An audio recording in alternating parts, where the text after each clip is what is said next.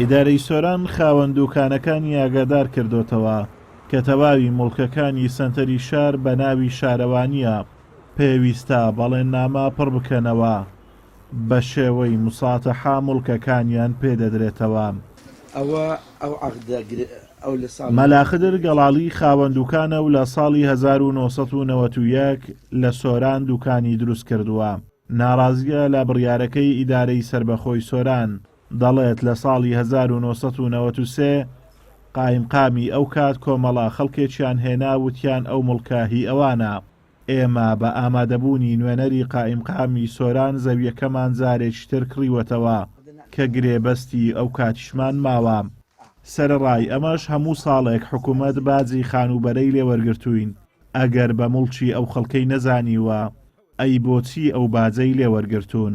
ئەو خاڵی کە هاتوونە داوای مساتحایەکەن بۆ زەویەکان بۆ حرد دوکانەکانمان بە خاڵی ئامادەنی ئیمزای بکەین نەقبولیشی بکەین لەبەرەوەی ئێمە لە ساڵی 91ەوە دوکانەکانمان لێر دروست کردیە بەشەشمان هەیە لە ساڵ 92 دوکانەکان دروست کردی بەشەش هەیە بە سعرێکی خەیاڵی کڕیە، یعنی کە بە شێوەی خەیاڵی کڕیە ناتوانێت ئەوڕۆ بێت ژێرباری یاسایەک کە بێ بە زۆر بەسەرمدا بچەسپێنی، چونچی مساتحا بەڕەغبەتە لە هەموو دنیای مساتحا بەڕەغبەتە.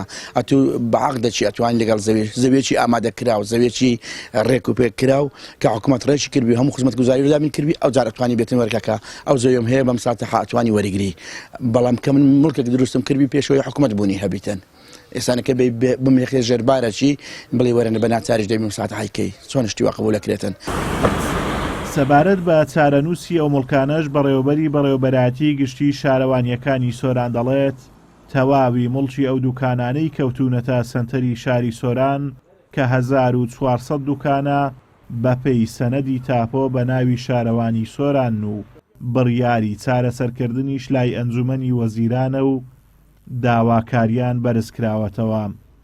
خۆی ڕێکارەکان بەو شێوەیە خاوەن دوکانەکان ئاگادار دەکرێنەوە هەچەندە داواکاری گشتیش هاتوتە سەرخەت کە لەبەرەوەی مڵکی گشتیە بەپێی سەنەدی تاپۆ مڵکی شارەوانیە ئەو هاوڵاتیانە کە دوکانەکانیان لەسەر دروست کردووە بەپێی ئەو ڕێنمایانەی کە دەرچێت دەبێت پابەند بن بە دانی کرێ بۆ شارەوانی سۆران.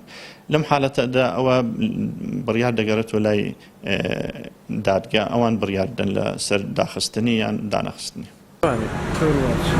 ئەم بڕیارەی ئیدارەی سۆران لە کاتێکدایە لە دوای ڕووخانی ڕژێمی بەعس هاوڵاتیان دەستیان بە دروستکردنی دوکانەکانیان لە سەنتەری شار کردووە.